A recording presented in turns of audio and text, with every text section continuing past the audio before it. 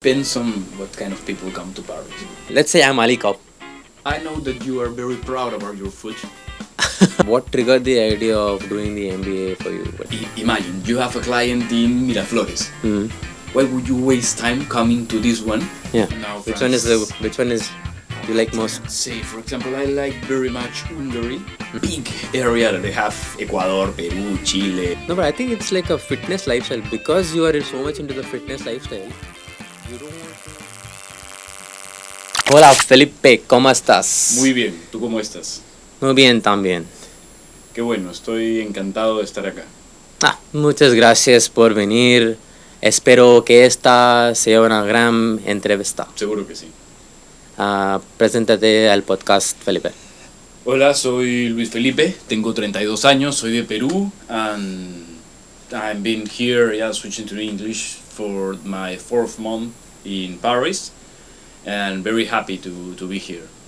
So how are you liking Paris, Felipe? Very good, very good. Good. I've been living, I live close by here, 15 minutes walking, Mm. and I really like it. It's my first time here and really enjoying it. So it's the first time in Europe for you? The second time in Europe, but the first time in Paris. Oh, where were you before in Europe? Before? I've been in Spain, Spain, yeah. I've been in Croatia, Mm-hmm. in the Netherlands, in Germany, and I think it's Budapest in Hungary. So you were traveling for a vacation or were you staying there for work or what? I was traveling for a vacation with some friends a couple of years ago. So you have already a tour of Europe before you came here. It's not new exactly. It's not new exactly, but it's a different experience. Yeah, it's a different One experience. thing is coming from vacations, another thing is like Yeah, staying here. staying here, starting a kind of new life. Mhm. So it's very different. Which one was the best? Spain, I think Germany also, Germany also. Netherlands, and now France. And now Which France. one is you like I most? cannot say, for example, I like very much Hungary, Mm. but not for living, just for visiting. Just visiting. Yeah, just for visiting. For living, I think that the ones that I like the most are France and Spain. Over I have been, and also the Netherlands. I've been in Amsterdam, and I Living. like it a lot for living. And Netherlands is much colder than Paris actually. It's almost the same. Almost the but same, it's a little more cold. wet. Yeah, it It's rains. more wet than Paris. Okay, so you were in Netherlands, a lot of countries, and then we came here. So my first discussion point with you would be, tell us about your professional career. Like how did it start, and what you did from the time you passed out of your bachelor's. Okay, actually, I studied in Piura's University, that it's a university in Peru. Mm. And I studied industrials and systems engineering. Okay. That's my bachelor. Yeah. But as an industrial systems engineer, you are supposed to work in logistics. You're supposed to work in production or systems in the company. Mm. But that's what I was supposed to do. Actually, my first intern was as a logistics intern in Otokunz. That it's a meat company. Yeah, the cows, they do the meat. Meat. Okay, meat. I don't know, pork, all of that. Yeah. But I was working in logistics and I hated it. I was all the days in my computer, planning the demand, all of that stuff, but I didn't like it. So it's safe to say that you didn't like the supply chain subject. I like the soup. Actually, I really like it. I like the soup. But not the job. But I think when I was 22, 23... Yeah, it's different at that time. It's You different. want to get out in the world. Yeah, I want to get out. It's completely different than now. Actually, I don't like to be seated In one all place. day in a computer. I like to talk a lot. Mm. But I actually enjoyed that course. Yeah. But in that time I hate it. In that time I hate that. And I stayed there for almost a year. Oh, you hated this job and you stayed there for 1 year? Because I was learning too. I was learning, and in that time I Okay. was 22. I need some Experience. experience, money to the Yeah, day. exactly. I started working at 6 a.m. because at that time we load the trucks. Mm. But the good part is that I finished working at 2 p.m. So it was actually lunch and then Go home go home. and So do whatever. that's why that was like the good part of the job. Mm. And then after that year, I quit. Mm. And a friend of mine, I was still in university, told me that there was a sales internship in 3M. 3M, yeah. 3M in the 3M had like a lot of divisions. They had the healthcare, the massive consumption. They have this electric division. Electric division, okay. And inside the electric division, there was a sub segment called telecom. The telecom. And there was a sales internship for this sub segment that sells all the telecom cabling for a company. Okay. So since the point where you connect your computer in the in the port. Yeah. all the line to the data center. Okay, the whole end-to-end journey. Yeah. The whole end-to-end. So I start to be in the B2B segment since then. I started being in sales. Actually, I had a manager there that is still very good friend of mine. We are like very united. We speak all the time now. That teach me in that time how to begin working in sales. Okay. How to talk to public, how to manage myself, how to do all of these. The sales techniques. Yeah. The sales techniques, but it's more consultative sales. But were you a person who was comfortable talking in front of people before this job, or were you like already like? I didn't know. Because you didn't know. I never talked much in front of people. So then sales would have been very tough. I mean, not tough, challenging at the least for you to learn. So it was not challenging because I discovered very quick that it was something that I was good at. Okay. So I've never done it before. I've never done it before, but when I started doing it, it doesn't take me too much time, doesn't take me too much effort because I discovered that I was good in that. Yeah. So but I have studied then a lot of techniques, a lot of things of how to do it, and I'm always like developing myself in new consulting techniques for that. That's good. So the 3M was kind of end to end in the B2B, but one thing I want to ask is, I mean, you have not worked in B2C ever, I'm assuming, right? A little bit.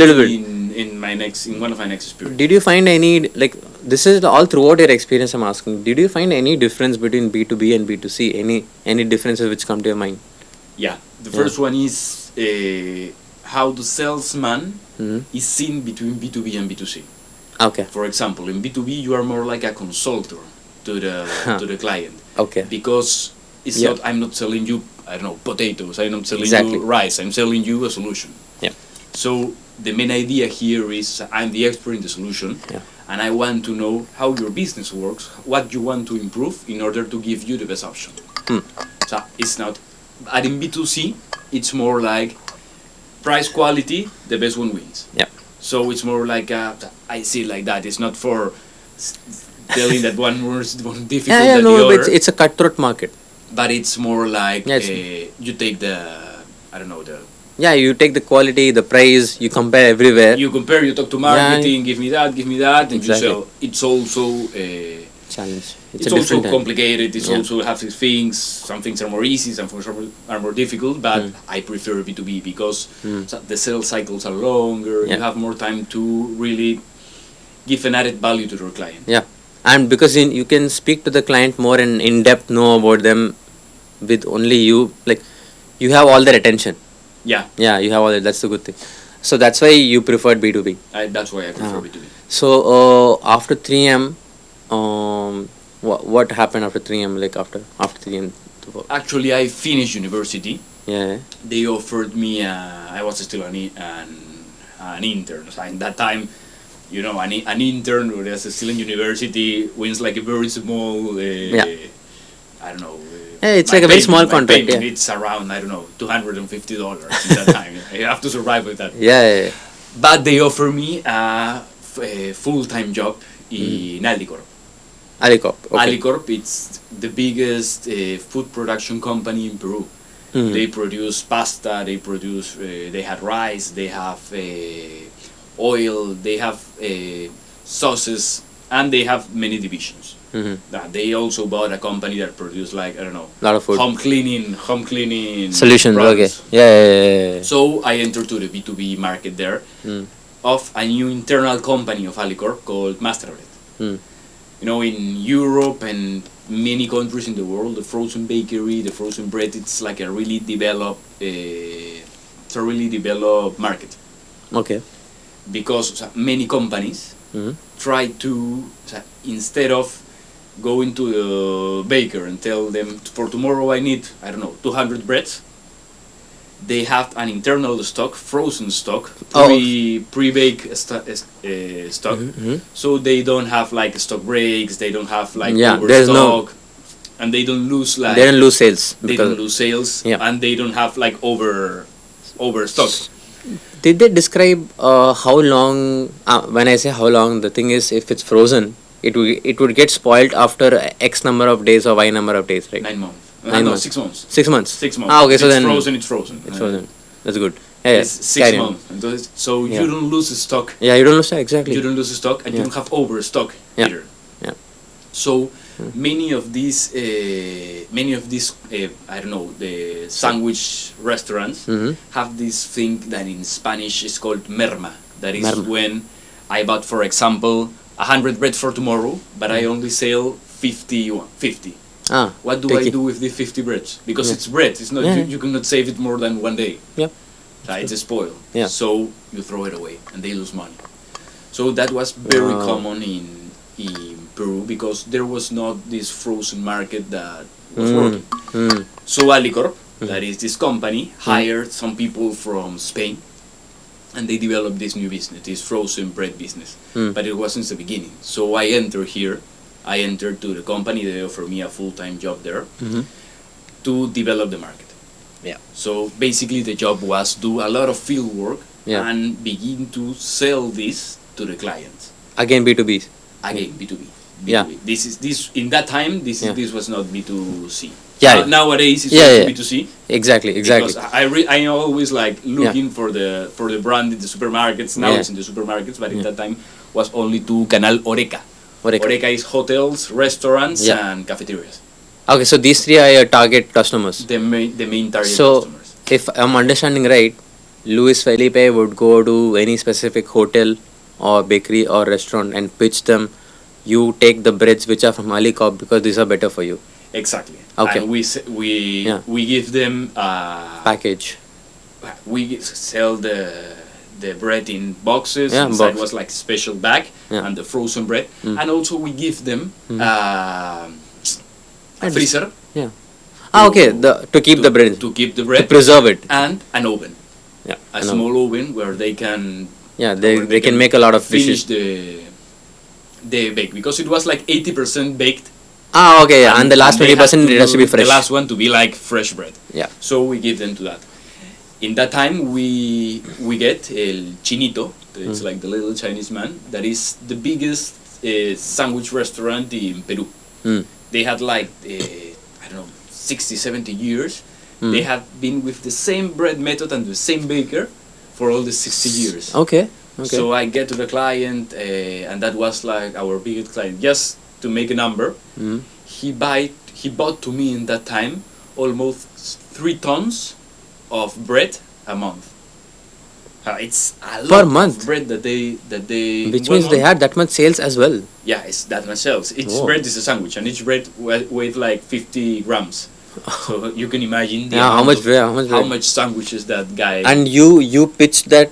I You got that pitched client. I You got pitched. that client. Yeah. So actually, I've been off Master Bread for 7 years, I think, and it's still the biggest client that the company have.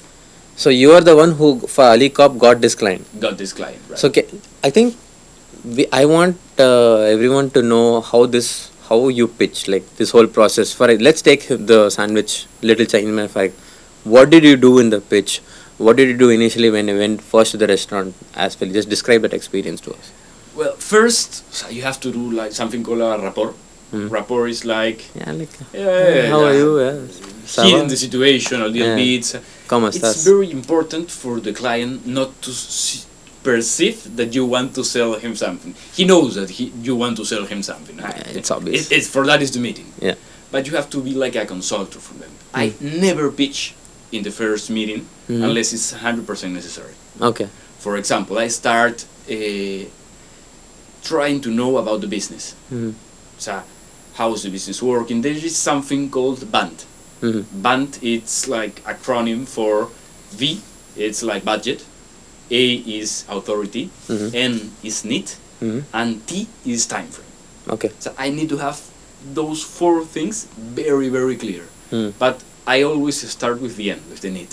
I start talking about the business, how the business works, how many years he have had the business, who are their clients, how did the operations inside work, how did he get his breads, his meat, his vegetables, how many times does it take him, all of that. Really, really understand how the business works. Then, if I want to sell him something, I know more or less what price.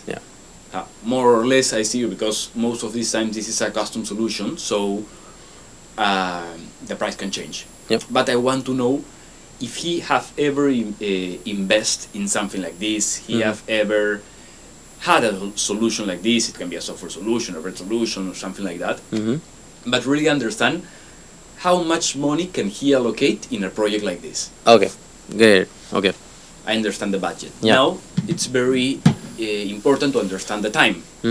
If he have a need, it's an immediate need that he has to solve, then or it can be work in the future. It's a priority or not. When did he want to take the decision? And when did he has to implement? It's a very different time frame. So all the time you have to have it very, very, very clear. And then at last talk about the authority. Is he a decision maker or not? Who is the decision maker? How much time since I had the decision to sign a contract takes? What are the steps for a contract? So all of that. You have to have like all the 360 picture like very, very clear in order to sell. Why? Because with all of that information, I can point my pitch to his problems. So I start, for example, you have a logistics problem. You told me that you have a logistics problem. So with this, I can help you to solve this. Also, you tell me that your budget was, I don't know, $100,000. This will cost you a little bit less. For example, I have the time of I have with the time frame. I can forecast my sales with the time frame that I got from the client. From the client, roughly. And the idea of having all of this information is that he doesn't have a but.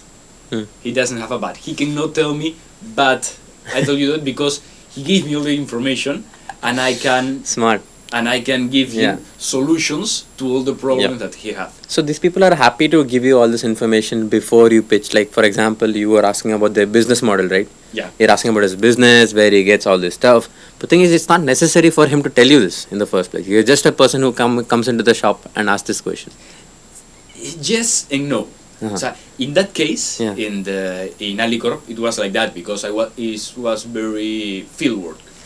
So I go, I knock the door, and I start. Being of Alicorp opens a little bit the door too, because it's like the biggest food company in Peru. So I'm from Alicorp. Clients usually receive you. But going a little bit forward, it's like you made the contact, you prepare the meeting. So it's usual that the client gives you information. It's not all the time. Sometimes the client just tell you how much does it cost, and they start with that. My job was to manage the meeting since the beginning.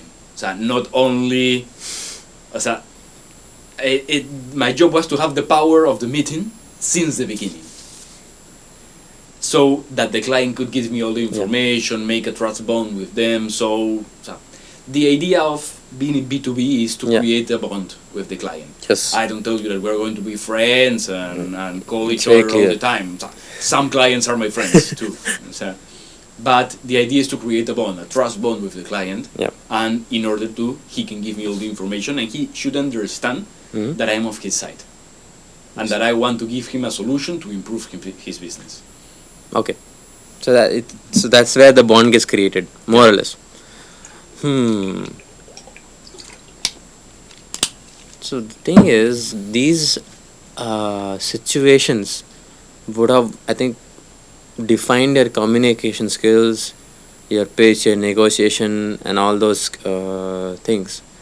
Do you think it was a perfect start to your career to start in sales? Because it's like getting your hands dirty, right? Yeah. You're going to the field and you're doing stuff.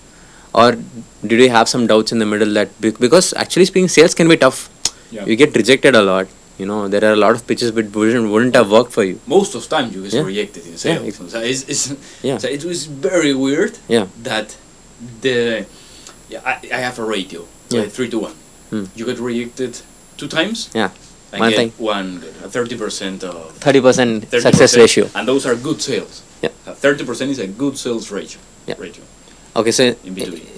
so that's what as a salesperson, I think people should be very clear that they should expect rejection as a norm. Yeah, of course. Yeah, of yeah. course. Only then they should get into it, because if they can't take the rejection, then there's no really point of getting into sales. It's very weird not getting more reaction Yeah, than not. It's very weird. yeah. So that's actually good that you was that a decision that no sales for sure, or was it just happened? Because I remember you just telling before that you just went into it and it just happened that you're good in it. Yeah, it just happened. Yeah. Actually, I've never. So I have done some, I don't know, talk to public in a university where you present your works, Yeah. your Yeah. presentations. Mm. But I've never trained myself in that. And actually, when I entered to 3M, Mm-hmm. I had a manager that was like he's a very good friend of mine Yeah. nowadays, and he teach me like all the techniques to Ah. sales, and it was easy for me to get into that world. Okay, so we are talking about Alicorp 3M. Yeah. So after this, I think you were at WeWork. Yeah, I went At to WeWork. At So I WeWork. think WeWork, I think it's a very, like it's globally known, like WeWork. Was that one of the reasons, like WeWork? It was incredible. WeWork. It was, I think, one of the greatest experience that I had, Yeah. because that's when I really felt pressure. Ah, sales, yeah, it's pressure. I man. really in Alicorp, I had the pressure, but it was No, Alicorp is a built brand, I believe. yeah, it's a bit, So you don't need to really sell hard. yeah, it's not, Yeah. the sale was not that hard. Yeah, exactly, Well, exactly. not that hard, because in the end you were selling bread. Yeah. I was selling bread to companies that use bread. Yeah. Yeah. And the product was much better than the than the Other rest of the competitor. market. Okay. But in WeWork, Mhm. I entered in 2018, 17, I don't remember. And it was the first time that I was on a company that was built, that was growing so fast. Yeah, it was. I entered like in the best times. Everybody knows the story of WeWork, like grow like Yeah. too fast and then go to shit. Yeah, they would But hit, yes. in that time, the company was in the peak of growing. Yeah. So the pressure of sales was yeah, very yeah. big, Yeah. and it's not like I don't know. I'm not selling you this thing. I'm telling you, change the Yeah, what are you saying to the change clients? where your company works. Yeah, So to this change build. all your operations. Yeah. So we have to do all the sales pitch since the Yeah. beginning to understand the band Yeah. that I told you, the BANT, Yeah, yeah, but for the company. How are their operation? How are their needs? How much they spend in Yeah. light, in internet, in copies, in cleaning, in all the things. Mm. And then we develop like a budget for them. Budget for them. You pay rent, you pay internet, Yeah. you pay lights, For the furniture, obviously. cleaning, furniture. So it's one budget, like literally in one budget everything is included, right? Exactly. Yeah. You spend this, And and you this get- one is this. And your present, it would exceed, I mean, it would be better than the current budget which you're running in your current building. Sometimes. Sometimes. So like, okay, I just want to do a fun thing. So let's say I'm Ali Cop and you're WeWork, and you're just kind of like pitching to me like move Ali Cop's operations to WeWork office in Peru. Okay. Yeah? Okay. Just like a demo. I just want to see like how it is. Actually, that was one client. Yeah? Alicor, we didn't close at the end. They like bought a building. Oh, they bought a whole building. They bought oh. a whole building for them. So WeWork's concept is they in a building you take a specific floor. Am I right? Not the whole building. You can take the whole building if you're a big company. No, your pitch would be to take the whole building or a floor in a building. Independent of the company. So I sell from companies of 20 people, Mhm. take a Ah. 20 people office, Yeah. to companies that could take 2 floors of a building. Yeah. So the biggest company I closed took 2 floors of a building. 2 floors of a building. That was around 500 people. So let's do some like little role play then. Okay. Yeah, okay. Say I'm Ali Cop, 20% company. Okay. And you're coming in like 20% company. yeah, 20% company. Just a specific project. A specific project. Yeah. So Hi, Shinto. How are you? yeah, I'm good, Philip. How are you, man? Yeah, how are you? nice to meet you. I'm Yes. really happy that you're here. Yeah, I'm happy to. This Well, tell me, you called me. What was the? yeah, so Philip, we are running a office in our building. We have currently 2 floors, Okay. and it's about 20 to 30 people. And we because WeWork is growing at such a rapid rate, and we know that your company is doing great right now. Oh, thank you. So we want a proposal from you to help us do a profit on this. For example, if we move to a building which is WeWork partnered, or any proposal from your side with which my operations would become better compared to now.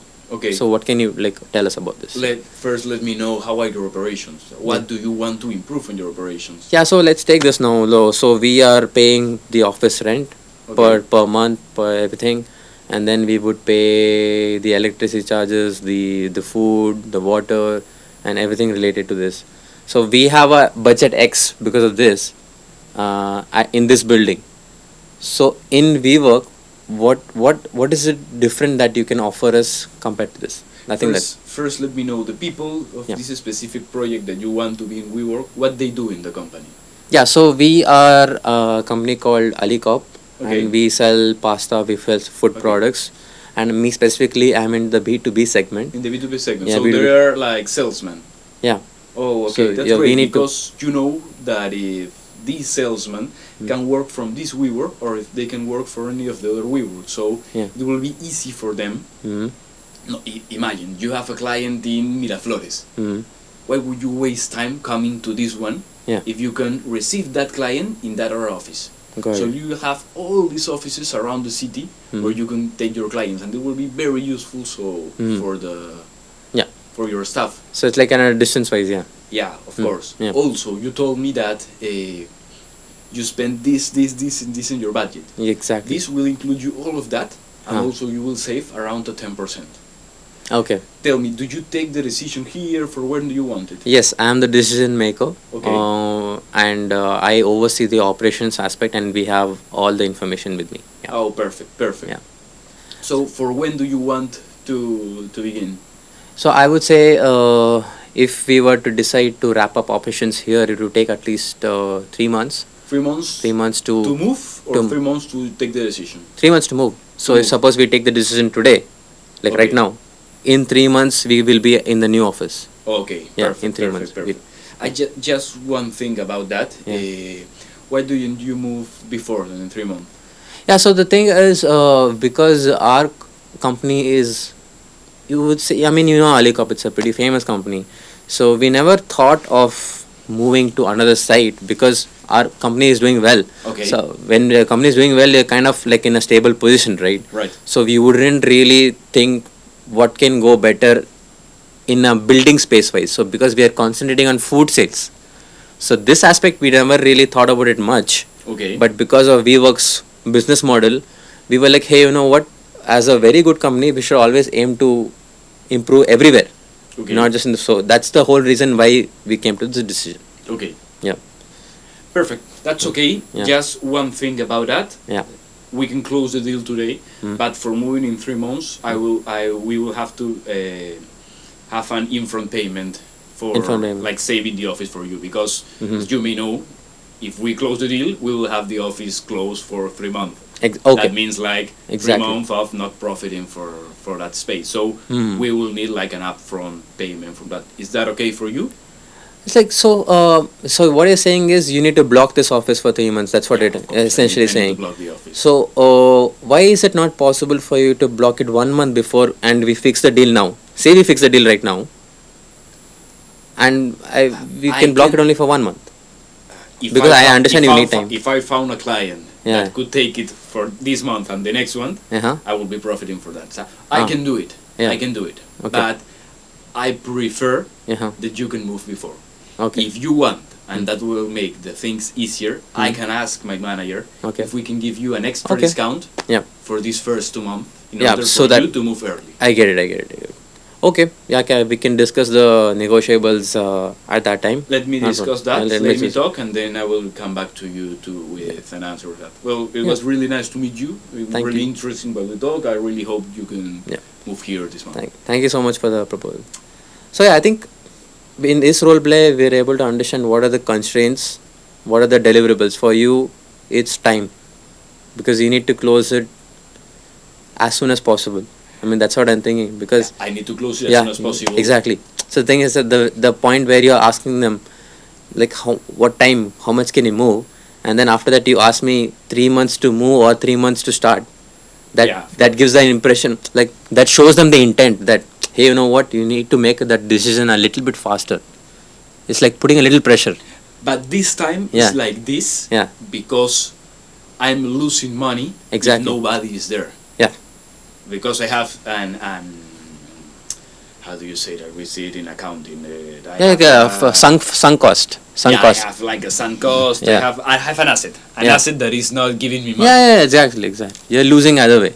So I give you an option Yep. to move before, Hmm. a little less expensive, but I am sure that the place will be taken this month. In other cases with software, it's different too. So we have youth sales software. Okay. So I don't have resources working in you, so I am not losing Exactly. money. My resources are working in other one. Yes. So it's It has to be a completely win-win different- situation, It's basically. a different situation. The Yeah. sales were different. But like, that was very interesting. One thing is, when you were doing this role play, right, I saw that you were very clear with how the client is thinking. Like, you were able to predict what my next thought was. My observation, or like whatever, is that to come to this level, you have to spend a lot of time researching, right? Yeah. Which means you have to spend a lot of time working on the field. Yeah. And when you work a lot of time on the field, your personal life would get a little affected, because you're working at the office for your client and everything, but on the field, like, when you keep running around, you get a, like, mental fatigue is there. Mental fatigue, physical fatigue is there. So were you able to do a good life balance, like work life balance in sales? It's very tough to do it. Yeah, it's tough. It's tough actually, and that time was really tough because the pressure was like too high. Yeah. Yeah, they were opening buildings like in a very big rate. In 1 year, we have 8 buildings, Mm-hmm. so we have to fill these buildings with clients, Mm. and it's not that fast to say to a client, change all your operations and move here. Okay. So, I never had trouble waking up early. Mm. So I always like sports. For me, the perfect balance is to start my day Mm. doing sports since really, really in the morning. I do running and trail running. So that's my way to find balance. I always, and it's not that I'm working less, but I try to put all my effort in the morning. So the afternoon it will be like more light than the morning. My Okay. morning are a rush, like too much work, Mm. but there is less work in the afternoon Mm. for me because I manage my times, I manage my clients. Yes. I know I manage my month, my trimester. So I It's a lot of things. yeah, but it's like having your order. Yeah. Your order. So, for example, I know in a forecast how much am I going to sell Mhm. in the next 3 months. Mm. Always there is a Yeah, there's a balance. Is a difference rate, Yeah, for yeah, example. yeah. I sell you 100, but it can be 105 or 95. Yeah. But if you find your order, you forecast well, and you are like order with your sales, with your manage of the CRM and all, it's like so you will have a balanced life. That's right. But I think before we were doing this podcast, me and you were just talking about it, and you told that with each company you were able to balance better Yeah. the work-life balance. So initially, was it the fact that you saw it's inevitable that you have to work more? There is no option to balance, of course. and just as you learned, you were able to manage. I'm just saying so that we are on the same page. Yeah, of course. That's of course. that's the concept of. It's experience. Yeah, also, it's experience. no? So Yeah. Sometimes you know Yeah. your times, you know your Yeah. I don't know conversion rates, you Yeah. know how much you have to plant Yeah. in order to Exactly. take your crops. I don't know how to say it in Spanish. Yeah. In English, in Spanish it's like plantar para cosechar. It's my plan to Yeah. to take. I don't I know. get it. I get But you it. know your efforts. Yeah, You your know your numbers. You know how it works. Yeah. And Yeah. while the experience you gain experience, Yeah. it's easier for you to manage your times too. True. That's true. So like But that's in sales. It's not on that's in all kind of That's all true. kind of work. That's true. It's sales thing. So is it after the WeWork? I think you had two more jobs, Krihana and Tectonlabs. Technolabs. Was there anything different to the other 5 companies which you wanted to talk about here, or was it pretty much the same? It's pretty much the same, but it Yeah. was more focused in. It was more custom made Custom made. because it was software. Mm. I always had a software background because I studied that in university too. Mm-hmm. So I really wanted to enter to an industry that was developing so much in the last years. Okay. So I entered to the software world, and it was end-to-end solutions to a client, custom-made all. Mm. So the sales cycles were a little bigger. It was more consulting that the other ones because you really have to know how the software would improve what the client needs. So it was more work in the day-to-day with the client. The sales cycles were around 3 months Mm-hmm. to close a big deal. You always have like small deals that are closed in a week, Mm-hmm. but that's the run rate that you have in a month. But the sales cycle were bigger. You need more patience to that. Yep. Yeah. But it was basically the same. It's B2B, business development, B2B, yeah. and growing in the Latin Yeah, the American components were market. the same, just that the industry was different in that. Yeah, the industry and the times. So after all these jobs which you did, right? What triggered the idea of doing the MBA for you? Like, what happened? Because I really wanted to know. Mm-hmm. So I always had the idea when I go into a process of the company, how that process can be improved. Mm. I will take you from point A to point B here. But what about the other parts of the company? Yeah. So how an investment in this would help or will affect negatively Yeah. the other parts of the company. Yeah. Okay. I get it. So that was more like I wanted to know about how a 360 of the company works and how a decision in one could affect or positively or negatively the other ones. So that's what I always had that in my mind. Also with my girlfriend, we lived together. We had this project called making the postgraduate program together.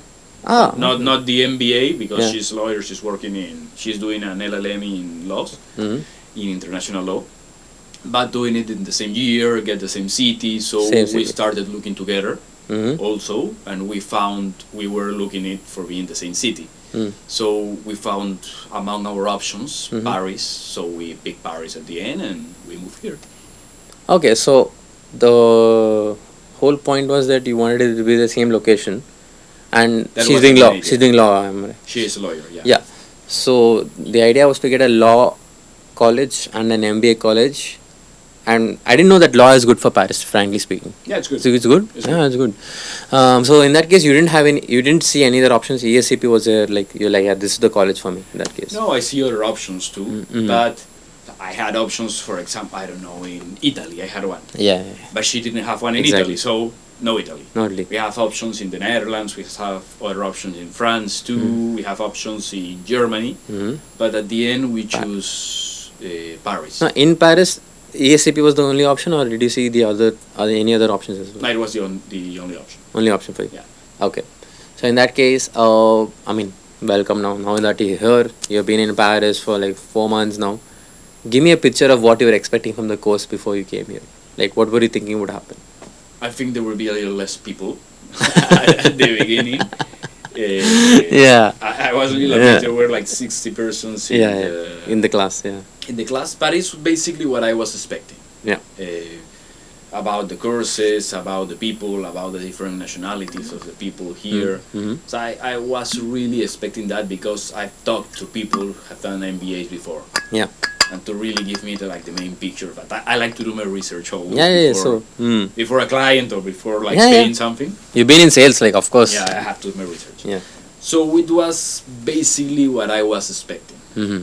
What I was expecting about the people, the nationalities, the city, and different stuff. Mm. Okay. So I think you had a good picture of what was going to happen. But let's fast forward to 4 months now. To Like- what? I'm sorry? like that you had a certain picture in your head before you came here. Now it's been 4 months into the course. Okay. So did it match? How was it like 4 months later and 4 months? Basically match. Match, Basically match. I really like the networking that I've done here. There are things I would like to get into, other courses I would have liked to go more deep. Mm-hmm. So courses that I was interested in at the beginning, Mm-hmm. that I would love to get Yeah. more deep. But there were also courses that I was not expecting much. Mm-hmm. For example, the finance courses. Mm-hmm. I've never done finance in my life. I always was like Yeah, it's tough. I don't know. I was like What's going on? in a fight with finance. I never liked them. Yeah. Actually, I had a friend that we make jokes because he works in finance. It's like boring. We said we said in that time. Yeah. But actually, I like them. So I like Mm. the accounting course, the principle of finance course. I really enjoy, and I thought that I learned a lot. So in some courses, for example, I really want to know sustainability, but I didn't learn so much Yep. there about. I don't know which one that's managing Ma- people. That one. I Yeah, really- marketing. marketing, but Yeah. I didn't get much about the courses. Yeah. But from Yeah. others that Yeah. I didn't expect much, I You get, got them. Oh. I get a lot. That's one of those what you don't expect happens when what you expect doesn't Yeah. happen. What about like you mentioned like you like the multicultural environment over here. Was there anything specific you learned from other cultures? Or did you you like it's basically like a eureka moment, like you saw some people from other country, they were doing something in a specific way and you were like, oh okay, this is a new way to do the same thing which I used to do in my life. No, Anything like that? not actually like that, Yeah. but I really get to know people from different cultures that I Mm. wasn't expecting. For example, people from India, I know a lot. I've learned a lot about the country Uh-huh. because I've done a lot of work with India? with Okay. people of India. Oh, okay. And not before, just here in the MBA. Oh, okay. And I really like, for example, geography. I Mm. really like geography. I like Ah, history. India has a lot of so, places. So I really ask them a lot about their country, different places, how it is, their culture. So I get to know more about India's culture, Italy culture, French culture, and also Latin America culture. I've made very good friends from other countries in Latin America, and I really enjoy that. Then why don't you like tell us some things about India? Like what did you learn about Indians? Anything specific? Like what do you think About what? I'm sorry. about Indians? About Indians? About people of India or Hey, about India? the country? Indians or India? Both. I know that you are very proud about your food. Okay. Yeah. Because we made like in Halloween something when everyone brings food and everyone Exactly. from India was taste this, Yeah, taste taste this, this. For me, so it was very good because I like strong flavors. Yeah, a lot of flavors. Yeah, but strong flavors. I really like them because in Peru we have this thing with the food too. Yeah. Peru and But food. It's food. Peru Yeah, is basically Peru is food. food. People talking about food all the day. Yeah. So I really like that you feel very proud about your food, and that's something in common with Yeah. Peru. Yeah. So that's something I learned. I also learned about some of the, I don't know, the history in Okay. India. Yeah. Sam was telling me about, I don't know, when the English Yeah. had India. They colonized us. Yeah. They colonized the part that had Portugal too. I think it was Mumbai. Yeah. And some people from that part are called like had Portuguese names. So I didn't know that, for Yeah, example. okay. I really enjoyed like knowing. Yeah, that's what I said. You like geography. Me, that's why it piqued your curiosity. Yeah. Yeah. Okay, that's good, man. You learned that stuff. What about the Latin Americans? What No, it's did you like it? more similar. Culture. More similar? Yeah, actually, it's it's very similar. it's very similar, Culture right? From people from Colombia, so you have like different parts of Latin America that were conquered from different countries. Okay. You have, for example, Argentina, Uruguay, Paraguay, Chile that are more similar. Hmm. I think they have more like Italian and English. Yeah. The language. Yeah. Culture. Okay. The language is the same. Yeah. And you have, for example, Peru, Bolivia, Colombia, Venezuela, that is more like Spanish, and Mexico too. Mm. It's more like conquered for Spain.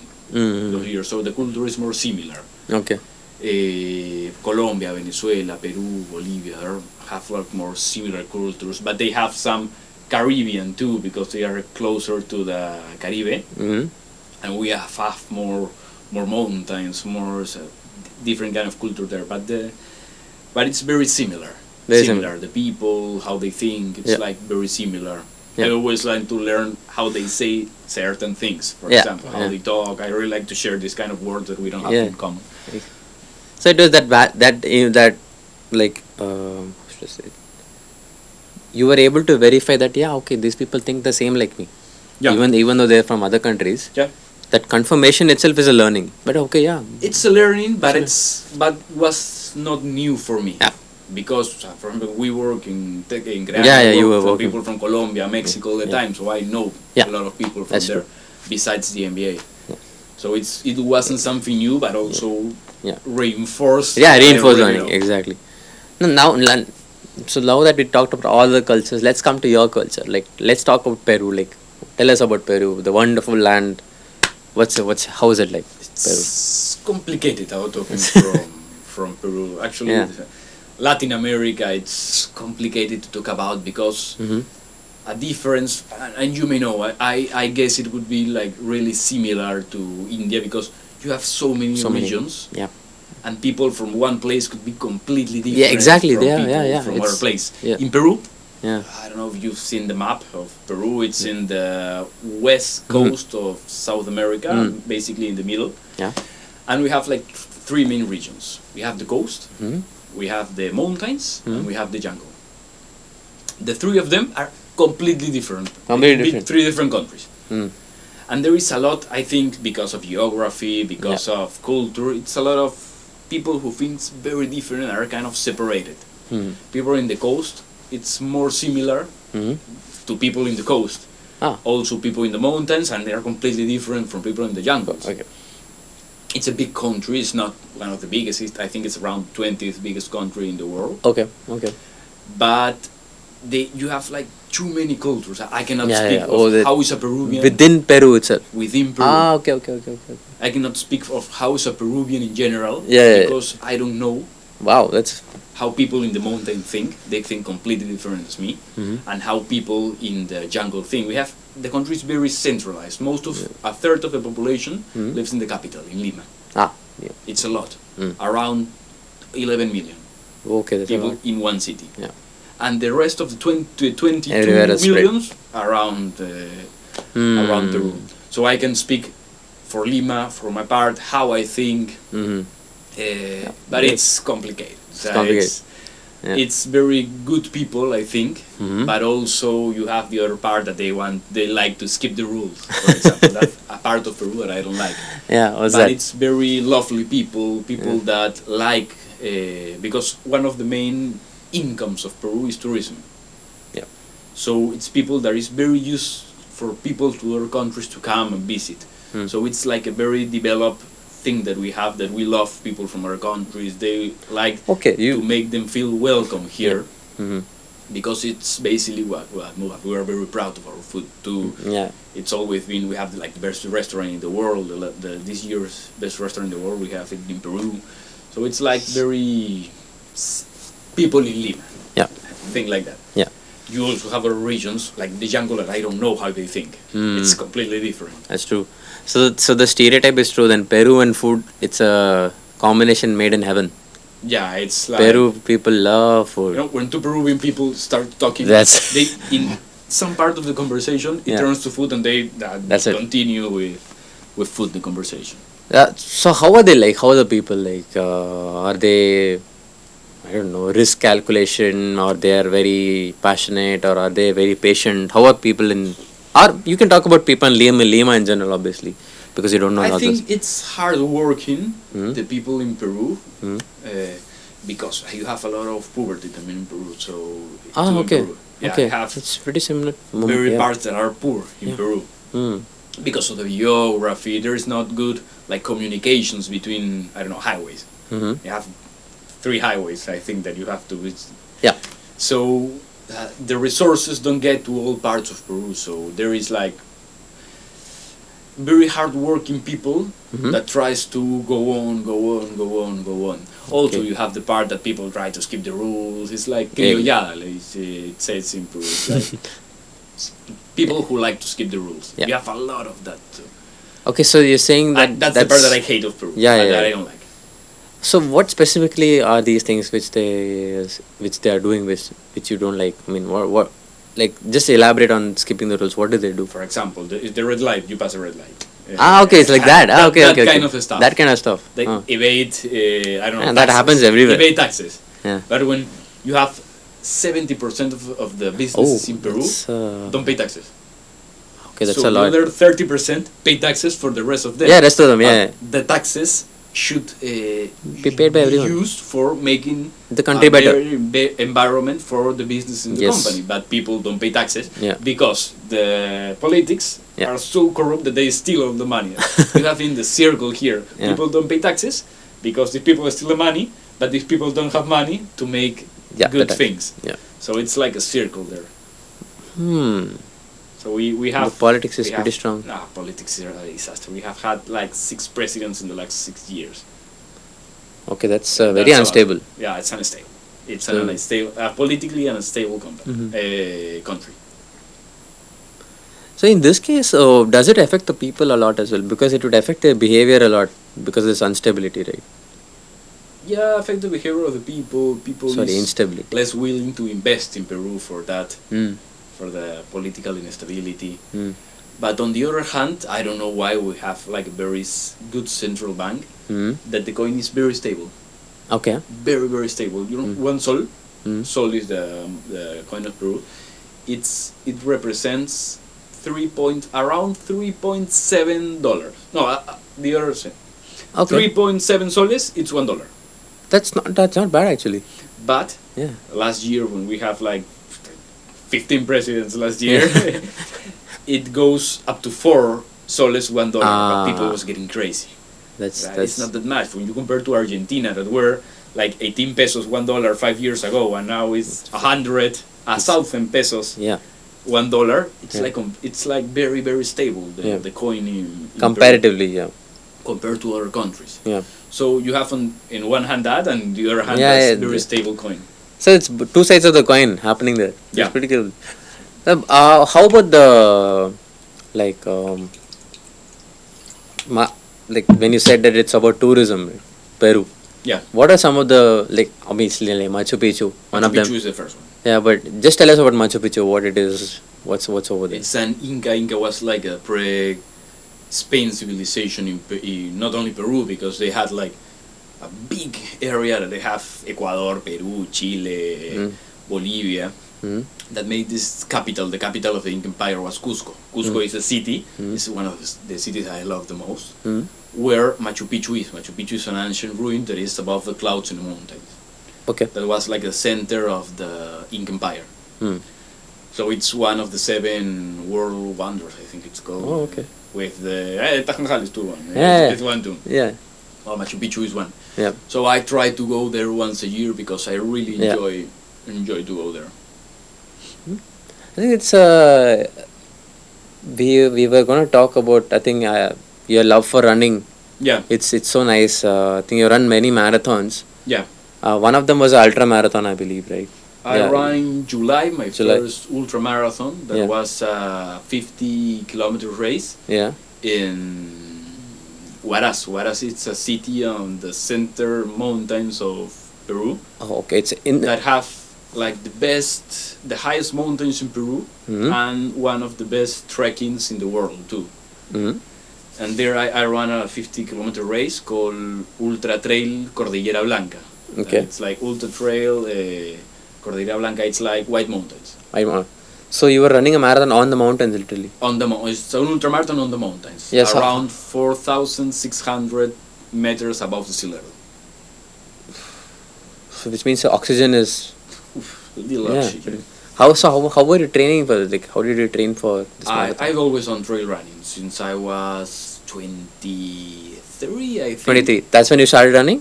I started running around that age. Okay. You know, my father runs too, Hmm. but yeah, he's not running anymore. But when I was a kid, he took me running a lot. But Okay, I that's- hated it in that time because I had to do it. Yeah. But when I was 22, 23, I discovered running again. Hmm. And I really enjoyed it. There was a friend from the gym. I go to a club that is very close to a mountain in Lima, Mm. that is next to the sea. Yeah. It's seaside the mountain. So he took me there, and we start. I do trail running. Come with me. Oh, okay. it's a friend that I have from that club, and I started doing it there. So I have done it for a lot of times, but more like constantly and training for 6 years, I think. 6 years. 6 years. So the training is basically a lot of hours running. Yeah, a lot of. You have days when you run like very very slow but long time. Yeah. To go to win like aerobic capacity. Endurance. There are days that you go. I live in Lima, really close to it's in the coast, but you have like a cliff, and then the sea, and then it's like a highway and down, and it's the cliff. But you have stairs that go from the top to the bottom. Top to the bottom. Yeah. So it's a day when you do like these stairs that are like, I don't know, 100 meters. Yeah. You do it like 20 times. Yeah. So you gain like force in the legs. Yep. There are days, for example, that you run in the mountains for 5 hours. And then the next day, your legs are not even rested and you have to run 3 hours more. Yeah. So you gain capacity. Yeah, you're building your capacity. Sometimes you have to go to the height to train with the oxygen. Yep. It's I trained for 6 months for that race. 6 months. 6 months for Which that means specific race. It's not just about the running; it's also about the diet, right? You need to be very specific about what you eat, or because of the running, you can pretty much eat because you're burning a lot of calories, right? Yes and no. Yes and no. Yes It depends. And no. Yes and no. It depends. Yeah. If I follow a specific diet, I assure that I could be better, but I really enjoy eating. Yeah. So I don't eat. Peru. Yeah. In the week from Monday to Friday, I try to eat good. No, not the best eating in the world. I don't count my calories. I don't weigh my food. But I try not to eat bad. And Saturday, Friday, and Sunday, I eat whatever I want. Whatever you want. But you burn a lot of calories, so you have to gain that. You have to eat. So I try to gain that calories by eating healthy. During the week. Yeah, during the week. Yeah, Weekends you go crazy. Weekend I eat whatever I want. I drink my beers. So other than Machu Picchu, what can you tell us about Peru? What are the good places? You know, what's have Peru? The Manu. The Manu is one of the biggest national parks in Peru, in the jungle. You have like a lot of biodiversity there, like all the kind of birds, monkeys, alligators, snakes, and rivers. You have the Amazon River there. It's like a very, very nice place to go, the Manu. It's in the northeast of Peru, the jungle, in the Amazonas. Okay. Then you have the northwest beaches. You have Mangora, that is one of the nicest beaches I've ever been. You have nice weather all the year. You have sun all the year, nice weather. Yeah. You have Arequipa. It's a city on the south coast. That is really nice too. And all the trekkings that you can do in Los Andes. It's like the mountains in Peru that are really, really, really nice. Okay, so more or less 3 to 4 places. And you have the Titicaca. That is the biggest. And it's a very, very big lake that you have like floating islands made of floating islands. Floating island. And people live in this island that floats in the lake. That it's made of totora. Totora is like these big grasses that grow next to the rivers, next to the these islands are made of that. And people live in these islands that are floating around the lake. It's a gigantic lake. That it's like really high too in the altitude. You also have beaches like Trujillo, for example. My girlfriend is from there, where you eat perfect. It's a really nice beach. She has grown in a beach there in the north of Peru. It's like a pattern I'm sensing in Peru. It's more nature-oriented places. Than the other type of places. Oh, okay. It's a nature. Yeah, there is not like a New York where you make tourists in the big city. It doesn't exist there. It's more like nature places, as you say. Yeah, it's encouraging, right? Because you're saying that they build the tourism based on nature. Yeah. Not based on the other, museum or this. Based on nature and ruins. Nature ruins. And ruins, because Machu Picchu is a ruin. Yeah. It's a ruin of the Inca Empire. So it's basically most of the tourism go there because it's like a wonder of the world and all that. But exactly. It's based on that. So, seeing all these wonderful things about Peru, what culture, what type of, or the question here is, what cultures of Peru or what qualities of Peru would you like the world to adopt? Like seeing, I mean, you had this multicultural experience, right? What would you bring to the world? What when you go? I mean, you're in Europe now, and you'll be Okay. working probably I don't know where in Europe. What would you want to bring? Like, hey, you know what? This is the best part of Peru. I'm going to contribute this to your culture. I like, for example, some cultural difference that I found in Europe is people is not that open Mm-hmm. when you first talk to them. Ah, okay. We, Okay. In Peru, we are very open when Hmm. when someone from our country talk to us, but I didn't found that here, for Okay. example. Okay. I found it in ESCP in the university because people come Yeah, with the for mindset the with the mindset of open. knowing new people. Yeah, but outside no. But I don't know, it's completely Yes. different. People is more cold here, and I'm not that cold. Yeah. For Yes. example, I'm more like I like Open. to talk, I like to know new people. Mm. So that's one thing I would like to bring here. I know it's impossible to change like Yeah, no, how but it's people in a is. small way. I think in a small way, it always starts with a small change, obviously. Yeah, obviously. Anything else you want to bring from Peru's? I would love to bring the food from Peru. I really miss it. I really miss the food from Peru. I haven't found it. You like to cook? I love to cook. So I, you're gonna cook for us the next time then when we have that what's that potluck? I could. You could. But the You need to get thing the is- spices right. Yeah. spicy. Yeah. It's Yeah, impossible. The to get. lemon is completely different here. Yeah. The ají is like little Yeah, yeah, chili. chili. I don't found it here. Ah, you There need is those. You need those. A you lot need- of things that I not found. Yeah, you have replacement, but it's not the same. Exactly. Okay, so the food obviously and like the mentality of being open. Also, I miss my friends a lot. For Yeah. example, my friends from Pe- Peru. I miss my family a lot. Yeah. So I'm happy that I'm with Taisa, with my girlfriend. She's here. We Yeah. bring our cat to. That's so nice. But the thing is, the whole. I mean, how many years it has been since you've been in this relationship? More than 3. More than 3 years. So Over 4. just tell us about how you met and like what We happened. met actually running Okay. in this mountain that I told you that was next to the sea. She was Yeah. with one group, I was with another. Uh-huh. So we knew each other there. Mhm. We talked for the first time, Mhm. but then we met more during during COVID. Ah, During very good. Oh, okay. Online, we start talking. So we've been seeing us since then. Yeah. We are engaged too. Engaged? We are Oh, engaged. congratulations, man. Thank you. I hope we will marry next year. Yeah. That's the idea. In Peru? Yeah, in Peru. Ah, yeah. Yeah, we're going You to can't. Peru. can't. So I'm really happy. So I with think her. the- So we make a really good match. Really? Yeah. Is it because of the running? Yeah, Oh, really? because of the running Yeah, helps because a that's- lot because we have like the same lifestyle. Yeah. So we The fitness, yeah, wake yeah. up really early. We love doing sports. She helps me eating better too. Yeah. So without her, I would eat pasta all day. But she helps me a lot with that, for example. Yeah. The thing is like this dynamic where when you are with a person who also likes to be very fit, who also likes to be very disciplined, and you said she's a lawyer, so obviously you can get a lot of opinions from her to improve your professional life. No, she's a genius. She's Yeah. a genius. So that it's very helpful to have some person who is very similar in a thought process like you, right? Yeah, it helps a Yeah. lot to find someone that complements Yeah.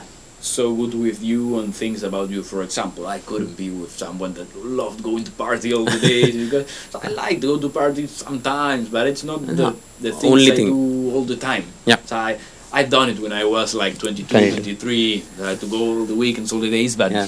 so now I'm more focused in other things. Other thing, yes, that's correct. Other things. Yeah. And she's too. So it's like a very good compliment. To you, yeah. It's a very good compliment to me. Now that you say about younger version, was it a very crazy Philip we would see 4 years back, partying and doing all this stuff and enjoying, or were you also at that time a little bit okay, party, that's it, no, No, I like to party. I've never been the one that goes from Thursday to Sunday. I've never been that too because I always like to do like sports in the weekend that's when right. I don't have to work Yeah. after doing sports. So I have more time to so I like to go to party, but Yeah, not crazy. Not crazy party. So no crazy experiences we're gonna hear of you. No much. Crazy party experience. Not much crazy from that side for me. So you've been pretty clear. I mean, that's what I'm observing. Even when you party, you're very clear that yeah, you know what, I'm gonna enjoy it, but I'm not gonna go overboard and do anything Yeah. drastic. I love getting my beer. I love drinking my beers. I love I like rum a lot. Yeah. I really enjoy drinking rum. No, but I think it's like a fitness lifestyle, because you are so much into the fitness lifestyle. You don't want to party too hard because it would disturb it. Yeah, it disturbs. Yeah, disturbs the other one. Yeah, So you're very mindful of it. But Yeah. but I don't see it like fitness. I Yeah. see it my like Yeah, performance. lifestyle. Yeah, lifestyle. Performance. Yeah. So it don't ruin.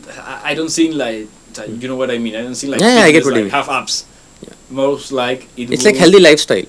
It's trying to be healthy Yeah. lifestyle because. Yeah, no, it's- I it's- stopped, it I play- stopped smoking también. Yeah. I stopped smoking like 3 years ago, so Okay. it really helps me. It really, yeah, really helps. It really me helps, yeah. a lot. makes you more active. Yeah, being more active. I had high blood pressure too, so I really had to stop smoking. That's true. So I think it played a part in your decision making. That yeah, you know what? Because I'm in this healthy lifestyle, I cannot do too much of this. Yeah. Yeah, it's pretty interesting. And actually, for this last part, I wanted to talk a little bit about your personal life and Okay. stuff. So what did you? How was your childhood like? And your childhood, and just tell us about your family. Great childhood. My parents are together. They love each other a lot. Yeah. I really enjoy my childhood. Actually, I've lived in many parts of Peru because my dad works in tourism. Mm-hmm. He works like managing Oh, he different works in tourism? hotels. So I've lived in Cusco, Ayacucho, in the north of Peru, Okay. in the south of Peru. Mm. Not in Django. I've never lived in Django.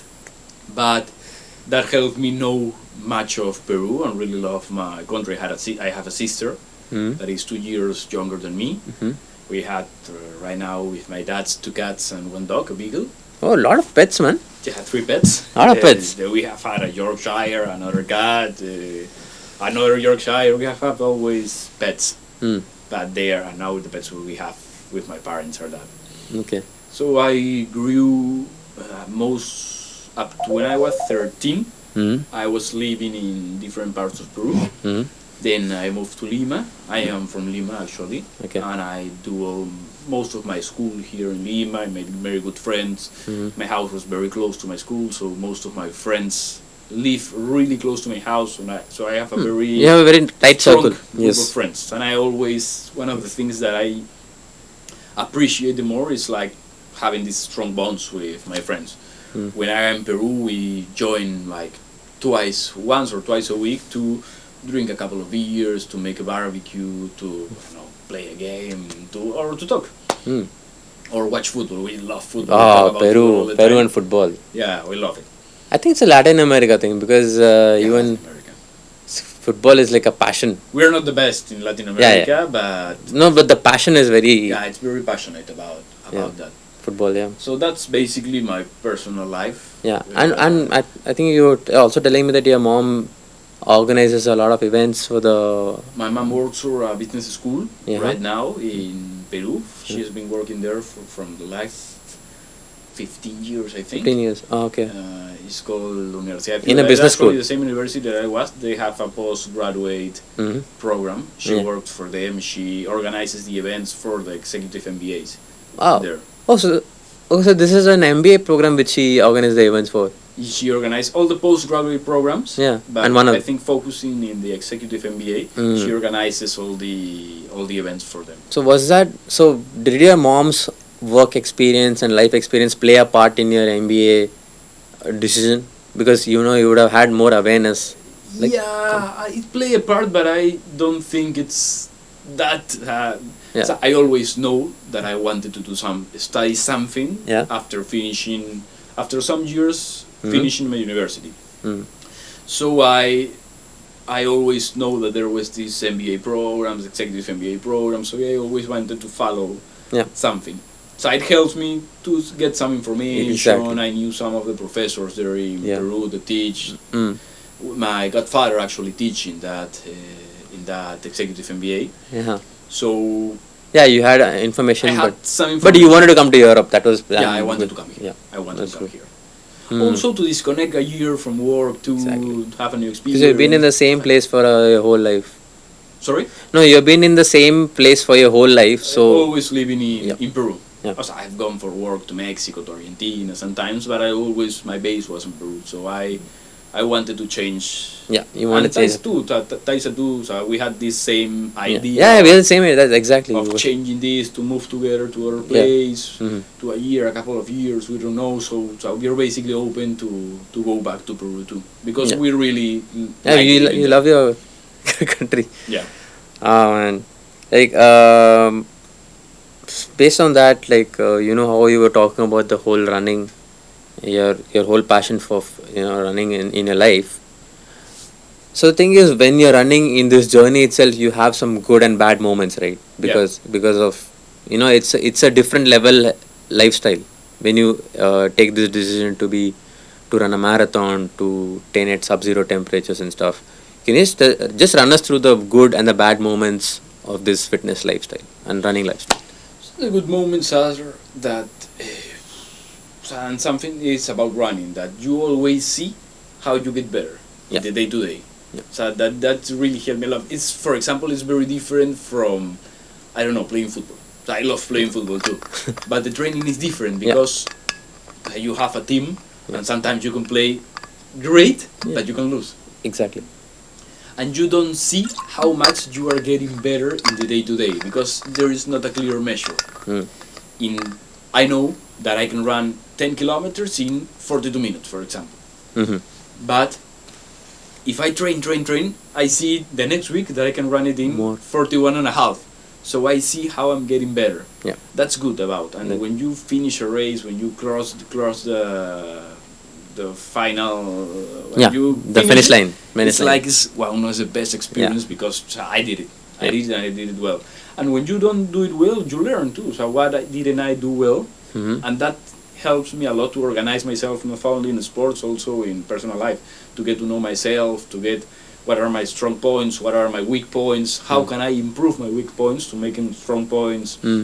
That helped me in my personal life. Also, sometimes it's boring too. I have to run sometimes 5 hours on the Sunday and 3 hours alone, only 8 hours in the weekend running alone in the mountain. Yeah. Doing rounds and rounds and rounds around the same mountain, so it's kind monotonous. of boring sometimes. Yeah. The last 3 weeks before the ultramarathon, I was tired. I really wanted to finish it because I was tired of doing the same turns around the same mountain for 6 months. Exactly. So sometimes it's frustrating too. When you get injured, it's frustrating. Yeah. But most of the time it's good. It's good. It's good. So now I've got a very good picture of how you lived a life, and now you're in Paris. I'm pretty sure you would have explored Paris and seen different places. What would you recommend to other people who come to Paris for the first time? What should they see? What should they experience?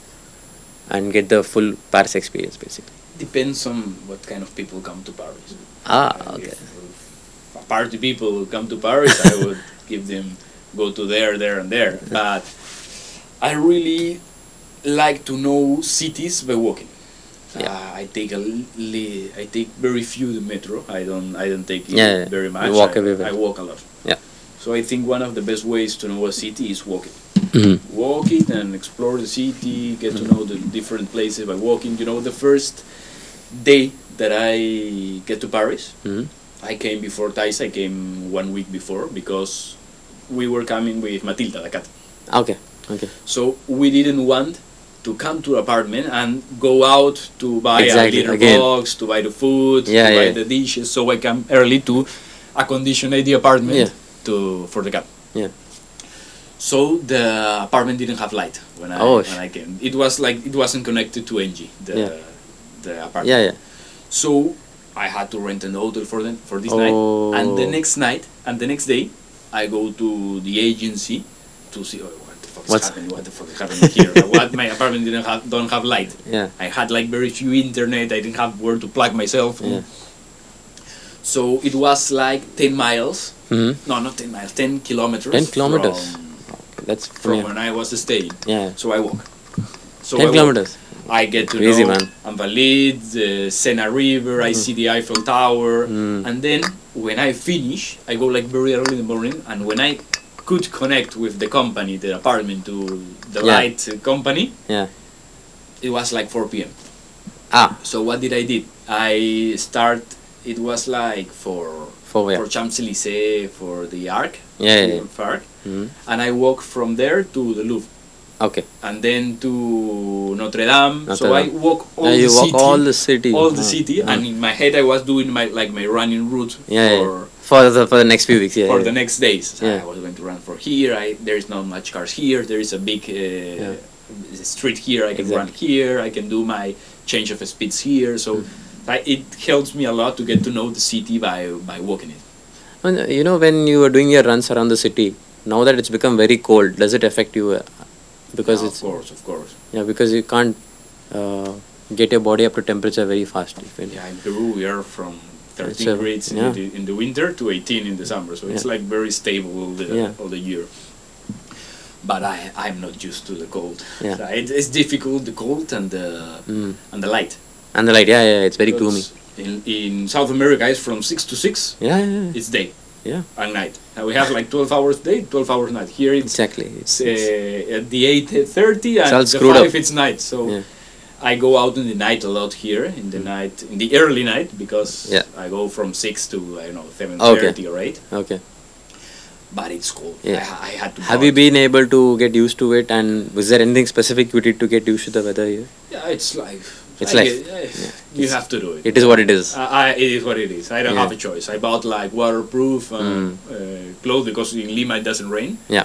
So I bought like waterproof clothes that I didn't have. I long sleeves for Everything. here and here, and I start running. So and when you are like 10, 15 minutes running, the clothes start going out. So Yeah, the body gets The temperate. problem is the rain sometimes. Yeah. There is too much rain, so it's like kind of difficult. There's no grip basically.